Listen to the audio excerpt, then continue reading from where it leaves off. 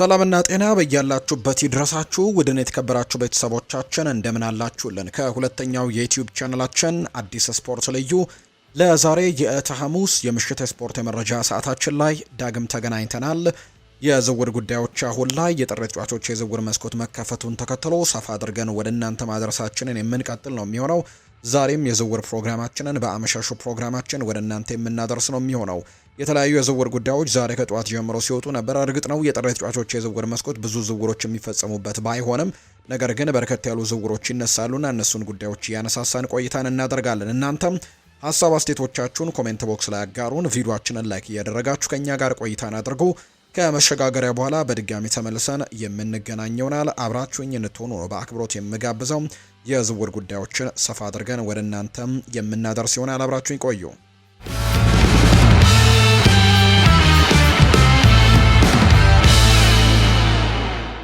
ማንቸስተር ዩናይትድ በክረምቱ የዝውውር መስኮት ስብስቡን ለማጠናከር አማራጮችን እያጤነ ይገኛል። ማንቸስተር ዩናይትድ በዚህ የውድድር ዘመን ወጥ የሆነ ብቃትን ለማሳየት የተቸገሩ ሲሆን በተለይም በሩበን አሞሪም ስር የጉዳት ዜናዎች ቡድኑን እየፈተኑት ነው። የሩበን አሞሪም ቡድን እጅግ በጣም እየተቸገረ ያለው ቦታ የአማካይ ክፍል ነው። የካሴሜሮ ብቃት መዋዠቅና ማኑኤል ኡጋርቴ ከእንግሊዝ እግር ኳስ ፍጥነት ጋር ቶሎ መላመድ አለመቻሉ ክለቡ አዲስ አማካይ ፍለጋ ወደ ገበያ እንዲወጣ እያስገደደው ነው። ክለቡ እንደ አደም ዋርተን፣ ኤሊዮት አንደርሰን፣ ካርሎስ ባሌባ ያሉ ተጫዋቾችን በትኩረት እየተከታተለ ቢሆንም እነዚህ ተጫዋቾች በጥር ወር ይዘዋወራሉ ተብሎ ደግሞ የሚጠበቁ አይደሉም። ይልቁንም አሁን ላይ ትኩረታቸውን በስፔን ድንቅ ብቃትን እያሳየ ወደሚገኘው ሌላ ወጣት አማካይ አዙረዋል። ጋዜጠኛ ዲን ጆንስ ለቲም ቶክ እንዳረጋገጠው የባህር ማዶ አትሌቲኮ ማድሪድ አማካይ የሆነው ፓብሎ ባሪዮስ በሩበን አሞሪም እና በቡድኑ ዘንድም ከፍተኛ አድናቆት ተችሮታል። በዚህ ደረጃ ዝውውሩ ምን ያክል እውን ሊሆን እንደሚችልም እውቅ ቢከብድም ፓብሎ ባሪዮስ ማንቸስተር ዩናይትድ በእጅጉ እንደሚወደው የተሰማው ተጫዋች ነው። ዩናይትድ ተጫዋቹን ማየት የጀመሩት ኮነር ጋላገርን ሲከታተሉ እንደነበር ይታወቃል። ጋላገር ለአማካይ ክፍል እንደ አንዱ አማራጭ ቢነሳም ባሪዮስ ግን ለዩናይትድ የረጅም ጊዜ እቅድ በጣም ተስማሚ ተጫዋች እንደሆነም እየተነገረ ነው። ሩበን አሞሪም እንዲሁም ለጊዜያዊ መፍትሄ ወይም ደግሞ ዝም ብሎ ተጫዋች መውሰድ አይፈልግም። እሱ የሚፈልገው ከረጅም ጊዜ ጋር የሚሄዱ ተጫዋቾችን እንደሆነ ነው ሀሳቦች እየተነሱ የሚገኙት። ባሪዮስ ብልህ፣ ጠንካራና የአጨዋወት ንባብ ያለው አማካይ ሲሆን በዲየጎ ሲሞኔ ቡድን ውስጥም ያለውን ተሰጥኦ አስመስክሯል። ሆኖም ግን አሁን ባለው ሁኔታ ባሪዮስ ከማስፈረም ይልቅ ኮነር ጋላገርን ከአትሌቲኮ ማድሪድ ማምጣት ለዩናይትድ ቀላል ሊሆንላቸው ይችላል። የ22 ዓመቱ ስፔናዊ አማካይ ፓብሎ ባሪዮስ የአትሌቲኮ ማድሪድ የወደፊት ተስፋ ተደርጎም ይወሰዳል። ተጫዋቹ በውሉ ላይ 120 ሚሊዮን ዩሮ የውል ማፍረሻ ወይም ሪሊስ ክሎዝ ያለው ሲሆን ውሉም እስከ 2030 ዓ.ም ድረስም ይቆያል። ይህም አትሌቲኮ ተጫዋቹን ለረጅም ጊዜ ለማቆየትም የበላይነት እንዲኖረው ያደርገዋል ተብሎ ነው የሚታሰበው። በአንጻሩ ኮነር ጋላገር በዚህ የውድድር ዘመን የመጫወቻ ጊዜ ለማግኘት እየታገለ በመሆኑ እሱን ማስፈረም ለሩበን አሞሪም እና ለዝውውር ባለሙያዎቹ የቀለለ አማራጭ ሊሆን ይችላል። ዩናይትድ በክረምቱ ኮነር ጋላገርን ለማስፈረም ሞክሮ በስፔኑ ክለብ ግን ውድቅ ተደርጎበት እንደነበር የምናስታውሰው ጉዳይ ነው። ባርሴሎና በጥር ወር የዝውውር መስኮት የተከላካይ ክፍሉን ለማጠናከር ያልተጠበቀ እድል አግኝቷል። የወጡ መረጃዎች እንደሚያመለክቱት ማንቸስተር ሲቲ ሆላንዳዊውን ተከላካይ ናታን አኬል ለካታላኑ ክለብ አቅርቦታል። እንደ ፌጂያስ ዘገባ ከሆነ የላሊጋው ሻምፒዮን ባርሴሎና ዘስታንዳርድ ላይ ልምድ ያለው ተከላካይን ማስፈረም በቡድን ውስጥም እየታየ ያለውን የተከላካይ ክፍል ችግር ለመፍታትም ይረዳው እንደሆነ እየገመገመ ነው። ናታን አኬ በዚህ የውድድር ዘመን በፔፕ ጓርዲዮላ ስር በቋሚነት የመሰለፍ እድልን እያገኘም አይደለም። ለዚህም ዋናው ምክንያት አሰልጣኙ በተከላካይ ክፍሉ ላይ የሚያደርጉት ከፍተኛ ተጫዋቾች መለዋወጥ ወይም ሮቴሽን ነው። የ30 ዓመቱ አኬ አሁንም በክለቡ ዘንድ እምነት የሚጣልበት ተጫዋች ቢሆንም ሚናው ግን ከዋና ተሰላፊነት ይልቅ አስተማማኝ ተለዋዋጭ መሆኑ ላይ አድልቷል። ምንም እንኳን በክለቡ በቂ መጫወቻ ጊዜን ባያገኝም በብሔራዊ ቡድን ደረጃ ባለው ብቃት ግን ጥራቱን የሚያስመሰክር ነው። እንዲያውም ናታን አኬ በዚህ የውድድር ዘመን በፕሪሚየር ሊጉ ከጀመረው ይልቅ ደግሞ ለሆላንድ ብሔራዊ ቡድን በቋሚነት የጀመራቸው ጨዋታዎች ናቸው የሚበልጡት። የተጫዋቹ በተለያዩ ቦታዎች ላይ የመጫወት ችሎታ ወይም ቨርሳታይሊቲ ለባርሴሎና ትልቅ ጠቀሜታ አለው። በዋነኝነት የመሃል ተከላካይ ቢሆንም በግራ መስመር ተከላካይነትም በተሳካ ሁኔታ መጫወት ይችላል። የተለዋዋጭነቱ በአሁኑ ወቅትም የተከላካይ እጥረት ላለበት ባርሴሎና እጅግ ማራኪ ያደርገዋል ተብሎ ነው የሚጠበቀው። እንደ ሮናልዶ አሮሆ፣ አንድሪያስ ክሪስተንሰን እና ሁሊየስ ኩንዴ ደግሞ ያሉ ቁልፍ ተከላካዮች በጉዳት መሰቃየታቸው ባርሴሎና ከሪያል ማድሪድ ጋር ለሚያደርገው የሊግ ፉክክር ፈተና ሆኖበታል። ክለቡ በተለያዩ ውድድሮች ላይ እየተሳተፈ በመሆኑ ልምድ ያለውና አስተማማኝ ተከላካይ ማግኘትም አስቸኳይ ጉዳይ ሆኖባቸዋል። ናታን አኬ ከማንቸስተር ሲቲ ጋር ያለው ውልም እስከ 2027 ክረምት ድረስ የሚቆይ በመሆኑ ሲቲዎች ተጫዋቹን አሁን ላይ ለመሸጥ አይቸኩሉም። ሆኖም ግን ናታን አኬ በሌላ ክለብ ሰፊ የመጫወቻ ጊዜ የሚፈልግ ከሆነና ሲቲም ስብስቡን እንደገና የማዋቀር እቅድ ካለው ባርሴሎና ተጫዋቹን በተመጣጣኝ ዋጋ ሊያገኘው የሚችልበት እድል ሰፊ ነው ተብሎ ነው የሚታሰበው። ከባርሴሎና አንጻር ናታን አኬን ማስፈረም ብዙም ስጋት የሌለበት ዝውውር ነው። በ30 ዓመቱ አሁንም በከፍተኛ ደረጃ ለጥቂት ዓመታት መጫወት የሚችል ብቃት ያለው ሲሆን የቻምፒየንስ ሊግ ልምድ ያለውና ለወጣቱ የባርሴሎና የተከላካይ ክፍልም የአመራር ብቃትን ሊጨምር የሚችል አይነት ተጫዋች ተደርጎ ነው በርካቶች የሚቆጥሩት። ሊቨርፑል ባለፈው የዝውውር መስኮቶች የክሪስታል ፓላሱን ተከላካይ ማርክ ጎሂን ለማስፈረም ስሙ ሲነሳ ቆይቷል። ይህ የ25 ዓመት ተጫዋች በውድድር ዘመኑ መጀመሪያ ላይ ወደ ሊቨርፑል ለመዘዋወር እጅግ ተቃርቦ የነበረ ቢሆንም ዝውውሩ በመጨረሻም ሳይሳካ ቀርቷል። ይሁን እንጂ ሊቨርፑል አሁንም ለተጫዋቹ ያለው ፍላጎት አልቀነሰም። በጥር ወር እሱን ለማስፈረም ተስፋ ያደርጋሉ። ሙንዶ ዲፖርቲቮ እንደዘገበው ሊቨርፑል ተጫዋቹን ለማስፈረም እንቅስቃሴውን አጠናክሯል። ነገር ግን ከባየር ሚኒክ ጠንካራ ፉክክር ይጠብቀዋል። የጀርመኑ ሻምፒየን ባየር ሚኒክ ተጫዋቹ ላይ ከፍተኛ ፍላጎት አለው። እንደ ሪፖርቱ ከሆነ ተጫዋቹ ከሁለቱ ክለቦች ሊቨርፑል እና ባየር ሚኒክ እጅግ ከፍተኛ የሆነ የክፍያ ጥያቄም ቀርቦለታል። ከሁለቱ ቡድኖች የትኛው ዝውውሩን እንደሚያሳካ ማየቱ አስደሳች ነው የሚያደርገው። ባርሴሎናም በተጫዋቹ ላይ ፍላጎት ያለው ሲሆን ከተወካዮቹ ጋርም ንግግር አድርጓል። ሆኖም ክለቡ ካለበት የፋይናንስ ውስንነት የተነሳ ከሊቨርፑል ወይም ከባየር ሚኒክ ጋር በገንዘብ መፎካከር አይችልም። ሊቨርፑል የተከላካይ ክፍሉን ማጠናከር የሚፈልግ ሲሆን የ25 ዓመቱ የክሪስታል ፓላስ ኮከብም ለነሱ ተስማሚ ምርጫ ነው። በአሁኑ ወቅት የፕሪሚየር ሊጉ ቻምፒየን ሊቨርፑል እና የጀርመኑ ሻምፒየን ባየር ሚኒክ ተጫዋቹን ለማስፈረም ግንባር ቀደም ተፎካካሪዎች ናቸው። ሁለቱም ክለቦች ለተጫዋቹ ከፍተኛ ደሞዝ ለመክፈልም ዝግጁ ናቸው ተብሎ ነው የሚታሰበው።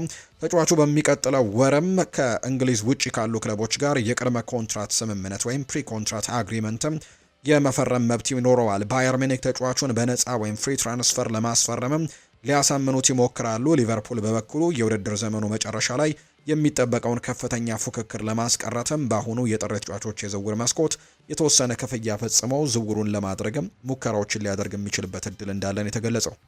ሪያል ማድሪድ የሊቨርፑል ደጋፊዎች የሚወዱትን ትሬንት አሌክዛንደር አርኖልድን ዘንድሮ ካስፈረሙ በኋላ አሁን ደግሞ ትኩረቱን ወደ ፍሎሪያን ቨርትስ እና ኢብራሂማ ኮናቴ ላይ አድርጓል። በሻቪ አሎንዞ የሚመራው ሪያል ማድሪድ በዚህ የውድድር ዘመን ጥሩ ብቃት ለማሳየት እየተቸገረ ነው የሚገኘው። በስፔን ላሊጋ የዋንጫ ፉክክር ከባርሴሎና በታች ሆነው የሚገኙ ሲሆን የሊጉ ዋንጫ ለታሪካዊ ተቀናቃኛቸው አሳልፈው የመስጠት ሰፊ እድልም አላቸው።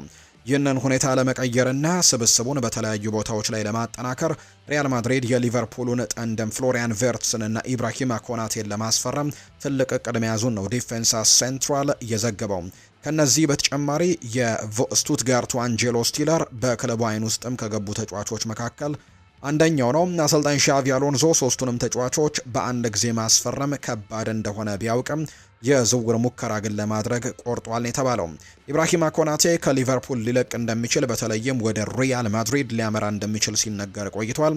ተጫዋቹ በሚቀጥለው ክረምት ነፃ ተጫዋች ወይም ፍሪ ኤጀንት የሚሆን ሲሆን ከአርኔ ስሎት ቡድን ጋር የሚያደርገው የውል ማደሻ ደግሞ ንግግር መልካም ውጤትን አላመጣም። ይህም ደግሞ ለሪያል ማድሪድ ትልቅ በረን ከፍቶለታል ነው የተባለው። ጀርመናዊው አማካይ ፍሎሪያን ቨርትስ ባለፈው ክረምት በከፍተኛ የዝውውር ሂሳብ ሊቨርፑልን የተቀላቀለ ቢሆንም በእንግሊዝ ፕሪምየር ሊግ ግን ቶሎ መላመድ አልቻለም ነበር። ይሁን እንጂ አሁን ላይ ግን ጥሩ ነገሮችን እያሳየ ነው። በባየር ሌቨርኩዘን በነበረበት ወቅት ቨርትስ ወደ ምርጥ ብቃት ያመጣው ሻቪ አሎንዞ በመሆኑ በሪያል ማድሪድ ስር ዳግም ሊያንሰራራ እንደሚችል በርካቶች ግን አምነዋል። ሪያል ማድሪድ ከፕሪምየር ሊግ ክለቦች ምርጥ ተጫዋቾችን የመውሰድ ረጅም ታሪክ አላቸው። ይሁን እንጂ ኮናቴን የማስፈረም እድላቸው ሰፊ ቢሆንም ቨርትስን ግን ማግኘት ከባድ ሊሆንባቸው ይችላል። ሊቨርፑል በፍሎሪያን ቨርትስ ላይ ያፈሰሰውን ከፍተኛ ገንዘብ ከአንድ የውድድር ዘመን በኋላ እንዲባክን በጭራሽ አይፈልግም ተብሎ ነው የሚታመነው። ማንቸስተር ዩናይትድ የቡድኑን የዝውውር በጀት ባልበላ መልኩ የአማካይ ክፍሉን ለማጠናከር የ25 ዓመቱን የሳውዝሃምፕተንና የቸልሲን የቀድሞ ተጫዋች ኮነር ጋላገርን ለማስፈረም እያሰበ መሆኑን ፎክስ ስፖርት ዘግቧል። ዩናይትድ በጥር ወር ሊያስፈርማቸው የሚችላቸው ተጫዋቾችን ዝርዝር ያዘጋጀ ሲሆን ጋላገር ከካርሎስ ባሌባ፣ ኤሊዮት አንደርሰን እና አደም ዋርተን ጋር በዝርዝር ውስጥም ተካቷል። ሆኖም ግን በፕሪሚየር ሊጉ የሚገኙ ሶስቱም ተጫዋቾች በጥር ወር ክለባቸውን የመልቀቅ እድላቸው አነስተኛ በመሆኑ ዩናይትድ ፊቱን ወደ ስፔን አዙሯል የተባለው ኮነር ጋላገር በ2024 ክረምት ላይ ቼልሲ ለቆ አትሌቲኮ ማድሪድን ቢቀላቀልም በዲየጎ ሲሞኔ ስር ቋሚ ተሰላፊ መሆን ግን አልቻለም። በላሊጋ እስካሁን ቋሚ ሆኖ የጀመረው 4 ጨዋታዎችን ብቻ ሲሆን በ14 ጨዋታዎች ላይ ደግሞ ተቀይሮ ነው የገባው። ምንም እንኳን ኮነር ጋላገር በከፍተኛ የመሮጥና ጫና የመፍጠር ብቃቱ ቢታወቅም የሲሞኔ ታክቲክ ግን የሱን ተጽዕኖ ገድቦታል። አትሌቲኮ ማድሪድ ለኮነር ጋላገር 40 ሚሊዮን ዩሮ ወይም 35 ሚሊዮን ፓውንድ ዋጋ ተምኖለታል። ማንቸስተር ዩናይትድ በክረምቱ በውሰት ለመውሰድ ሞክሮ ሳይሳካለት ቀርቷል። አሁን ክለቡን በቋሚነት ከመግዛት ይልቅ በውሰት ወስዶ በውድድር ዘመኑ መጨረሻ ላይ የመግዛት መብትም ወይም ኦፕሽን ቱ ባይ እንዲካተትም ይመርጣል። ጋላገር ወደ እንግሊዝ ለመመለስ ፍላጎት እንዳለው ተገልጿል። ይህም ለዩናይትድ ድርድር ትልቅ አጋዥ ሊሆን እንደሚችል ነው የተገመተው።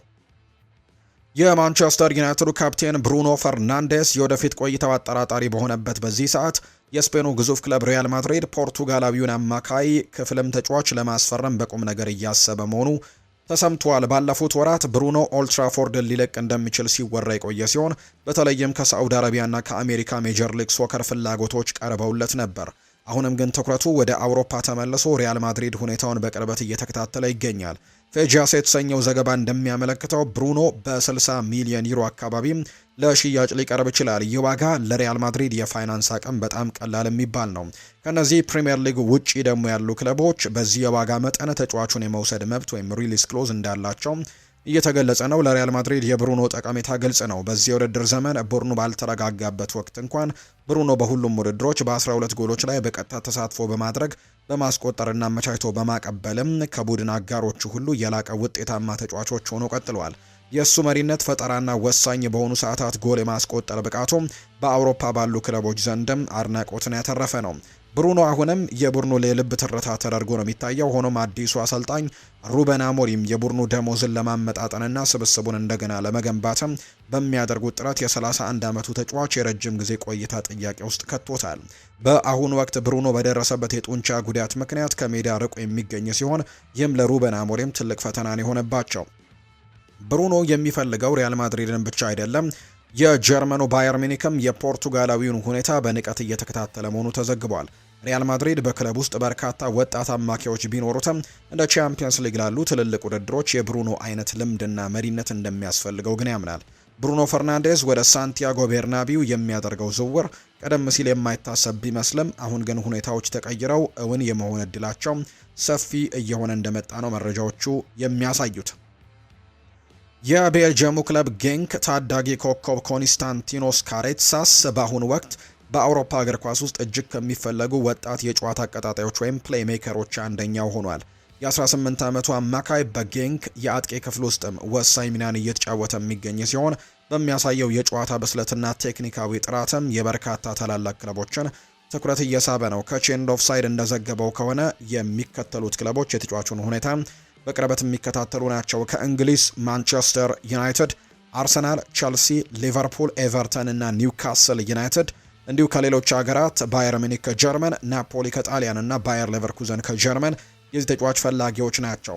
ይህ ወጣት ተጫዋች ዘመናዊና ብልህ የአጥቂ አማካይ እንደሆነ ይነገራል። በዚህ የውድድር ዘመንም ለቤልጅየሙ ክለብ በሁሉም ውድድሮች 2 ጎልና 10 ለጎል የሆኑ ኳሶችን ደግሞ አመቻችቶ አቀብሏል። የተጫዋቹ ኳስ የመቆጣጠር ብቃትና በጠባብ ቦታዎች ውስጥም ጨዋታ የመምራት ችሎታው አርንቀባል። የተከላካይ ክፍሎችን ሰብሮ በሚገባ ኳስም የማቀበል እይታ ወይም ቪዥኑን በርካቶች ይወዱለታል። ከሌሎች ክለቦች አንድ እርምጃ በመራመድ ከተጫዋቹ ወኪሎች ጋር ግንኙነት የጀመረው ቼልሲ እንደሆነ ይነገራል። ይህንን ክለቡ ወጣቶችን የማሰባሰብ ስትራቴጂው አካል አድርጎታል። አርሰናልና ማንቸስተር ዩናይትድ ሁለቱ ክለቦችም ተጫዋቹ ያለውን ወጥ ብቃትም ለመገምገም በየጊዜው ስካውቶችን ታዛቢዎችን ወደ ጌንክ ጨዋታዎች እየላኩ ይገኛሉ። ጌንክ ተጫዋቹን ቢያንስ ለአንድ ተጨማሪ የውድድር ዘመን ማቆየት ቢፈልግም በጥር የዝውውር መስኮት ከአውሮፓ ልሂቃን ክለቦች የሚቀርብለትን ጥያቄ መቋቋም ሊከብደው እንደሚችል ግን እየተገመተ እንደሚገኝ ነው የተዘገበው። ኒውካስል ዩናይትድ በጥር ተጫዋቾች የዝውውር መስኮት ራሂም ስተርሊንግን ከቼልሲ ለማስፈረም ፍላጎት እንዳለው ተነግሯል። የ31 ዓመቱ ተጫዋች በለንደኑ ክለብ በቦታው ያጣ ሲሆን በክለቡ የወደፊት ቆይታም የለውም። ስተርሊንግ በዚህ የውድድር ዘመን እስካሁን ለቼልሲ አንድም ጨዋታ ያላደረገ ሲሆን ክለቡም ለውድድሩ ከሚመዘገቡ ተጫዋቾች ዝርዝር ውስጥም ውጭ አድርጎታል። ስተርሊንግ በቸልሲ በቆየባቸው 81 ጨዋታዎች 19 ጎሎችን ብቻ ማስቆጠሩን እንደ ውድቀት ወይም ደግሞ ፍሎፕ ተቆጥሮበታል። ይህ አጥቂ የእግር ኳስ ሕይወቱን ወደ ትክክለኛው መስመር ለመመለስም አዲስ ክለብ መፈለግ ግድ ይለዋል። ኒውካስልም ለዚህ የሚሆን መውጫ መንገድም ለማዘጋጀት ዝግጁ ነው። እንደ ፌጂያ ዘገባ ከሆነ ኒውካስል ተጫዋቹን በውሰት ወስዶ በውድድር ዘመኑ መጨረሻ ላይ ከ20 እስከ 25 ሚሊዮን ዩሮ በሚደርስ ዋጋ በቋሚነት የመግዛት መብት እንዲኖረው ይፈልጋል። ተጫዋቹ በኒውካስል ቆይታው ብቃቱን ለማረጋገጥ ከቻለ ክለቡ ዝውውሩንም ቋሚ ያደርገዋል ተብሎ እንደሚታሰብ ነው ይፋ የተደረገው። ኒውካስል በክንፍ መስመር ላይ ተጨማሪ ጥራትና አማራጭ የሚፈልግ ሲሆን ስተርሊንግ ለዚህ ቦታ አስደሳች ምርጫ ሊሆን ይችላል። ምንም እንኳን ቀደም ሲል በሊቨርፑልና በማንቸስተር ሲቲ በነበረበት ወቅት በፕሪሚየር ሊጉ ከነበሩት ምርጥ ተጫዋቾች አንዱ የነበረ ቢሆንም በአሁኑ ወቅት ግን ብቃቱ ተቀዛቅዟል። ሆኖም ግን የቀድሞ በራስ የመተማመን ስሜቱን ማግኘት ከቻለ ጥራቱን፣ ልምዱንና የማሸነፍ ስነ ልቦናውን በመጠቀም ደግሞ ለኒውካስል ትልቅ ስኬትም ሊሆን ይችላል ተብሎ ይታሰባል። ቸልሲ ተጫዋቹ እንዳይለቅ እንቅፋት የመሆን እድሉ አነስተኛ ነው። ስተርሊንግ ከእንግሊዝ ውጪ የመሄድ እድሎች ቢኖሩትም ፍላጎቱ ግን አሁንም በፕሪሚየር ሊጉ ያለውን አቅም ማረጋገጥ ነው። ኒውካስል ከፍተኛ ተነሳሽነት ያለውና አስደሳች ፕሮጀክትን የያዘ ቡድን በመሆኑ ዝውውሩ ለተጫዋቹ እጅግ ተስማሚ ሊሆንለት ይችላል። ይፋዊ ጥያቄ ከቀረበለትም ዝውውሩን በደስታ እንዲቀበለው ይጠበቃል። ኒውካስል በማጥቃት መስመር ላይ በማንኛውም ቦታ መጫወት እንደሚችል እንደ ስተርሊንግ ያለ ተጫዋች ያስፈልገዋል። ይህ የ31 ዓመቱ ተጫዋች በሜዳ ላይ ድንቅ ብቃቱን መልሶ ማግኘት ይችል እንደሆነ ደግሞ ወደፊት የሚታይ ጉዳይ እንደሆነ ነው መረጃዎቹ የወጡት። ማንቸስተር ዩናይትድ ዋና ኢላማው የነበረው አንቷን ሴሜኒዮ የከተማ ተቀናቃኙ ማንቸስተር ሲቲን ለመቀላቀል በመወሰኑ ምክንያት አሁን ሌሎች አማራጮችን መመልከት ጀምረዋል። ማንቸስተር ዩናይትድ ሴሜኒዮን ለማስፈረም ቡድኑን በሱ ዙሪያም እስከ መገንባትም የሚደርስ ትልቅ ጥረት ቢያደርጉም ክለቡ ካለው የደሞዝ መዋቅር በላይ ለመክፈል ግን ፍቃደኛ አልነበሩም። በመጨረሻም የቻምፒየንስ ሊግ ተሳትፎና በፔፕ ጓርዲዮላ ስር የመጫወት እድል የቦርንመዙን ኮከብ ወደ ሰማያዊዎቹ የከተማ ተቀናቃኛቸው እንዲያመራ አድርጎታል። የሩበን አሞሪም ቡድን አሁን ፊቱን ወደ አዲሱ ተተኪ ያዞረ ሲሆን ዋናው እጩ ሆኖ ብቅ ያለው ደግሞ የ19 ዓመቱ አይቮሪ ኮስታዊ የሊያፕዚሽ አጥቂ የሆነው ያን ዲያማንዴ ነው። አንድ አስተማማኝ የውስጥ አዋቂ እንደገለጸው ማንቸስተር ዩናይትድ ባለፉት ጥቂት ሰዓታት ውስጥም ስለ ዲያማንዴ ዝውውር ከአረቢ ላይፕዚግ ጋር ግንኙነት አድርገዋል። ዩናይትድ የተጫዋቹ ከፍተኛ አድናቂ መሆናቸውን ተረጋግጧል። ምንም እንኳን ሴሜኒዮን ማጣት ለዩናይትድ የሚቆጭ ቢሆንም አሃዛዊ መረጃዎች ግን ዲያማንዴ ለክለቡ የተሻለ ተስፋ ሊሆን እንደሚችል ይጠቁማሉ። ሁለቱም ተጫዋቾች በ2025-26 የውድድር ዘመን ድንቅ ብቃትን እያሳዩ ይገኛሉ። ዲያማንዴ በጀርመን ቡንደስሊጋ የመጀመሪያው የውድድር ዘመኑ በ16 ጨዋታዎች 11 የጎል ተሳትፎችን አድርጓል። ለ19 ዓመት ወጣት ደግሞ አስገራሚ ቁጥር ተደርጎም ተወስዷል። ዩናይትድ ተጫዋቹን በእንግሊዝ ለማላመድ ጊዜ ቢያስፈልገውም ለረጅም ጊዜ ግን ግንባታቸው እጅግ በጣም ተስማሚ ተጫዋች አድርገው ይመለከቱታል። እንደ ስካይ ስፖርት ዘገባ ከሆነ ደግሞ ለተጫዋቹ እስከ 100 ሚሊዮን ዩሮ ይጠየቅ የነበረ ቢሆንም አሁን ግን በ60 እና 70 ሚሊዮን ዩሮ አካባቢ ዝውውሩ ሊጠናቀቅ የሚችልበት እድሉ ሰፊ እንደሆነና ማንቸስተር ዩናይትድ ሙሉ ለሙሉ ወደ ያን ዲያማንዴ ዝውውር ሊያመራ የሚችልና ትኩረቱን ወደዚህኛው ተጫዋች ሊያደርግ የሚችልበት እድል በጣም ሰፊ እንደሆነ የሚገልጹ ዘገባዎች ናቸው አሁን ላይ እየተመለከትን የምንገኘው። ውድ ቤተሰቦቻችን ይህ ሁለተኛው የዩቲዩብ ቻናላችን አዲስ ስፖርት ልዩ ነው። እያደመጣችሁን ስለነበር እጅጉን ከልብ አድርገን ነው የምናመሰግናችሁ። ፏር ባህሩ የዛሬውን ፕሮግራም እየመራው ከእናንተ ጋር ቆይታን አድርጌያለሁ። የተለያዩ ስፖርታዊ ጉዳዮችን፣ የተለያዩ የዝውውር ጉዳዮችን ያነሳንበት ሁለተኛው የዩቲዩብ ቻናላችን የዝውውር ጉዳዮች ፕሮግራማችን ይህንን ይመስል ነበር። ቆይታችሁም ከኛ ጋር ስለነበር ከልብ አድርገን ነው የምናመሰግነው። በቀጣይ ፕሮግራሞቻችን ሌሎች ስፖርታዊ ጉዳዮችን ይዘን በድጋሚ ተመልሰን የምንገናኝ ይሆናል። በነገው ፕሮግራማችን እንገናኛለን። መልካም ጊዜ መልካም ቀንም እንዲሆንላችሁ ነው የምንመኘው።